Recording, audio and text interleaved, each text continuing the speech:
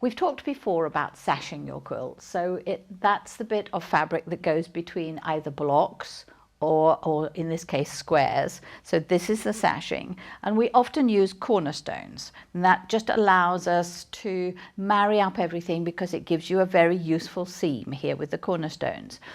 But with a very little bit of effort and very simply with the stitch and flip method, you can turn that cornerstone into a star, as you can see in the little quilt in front of me.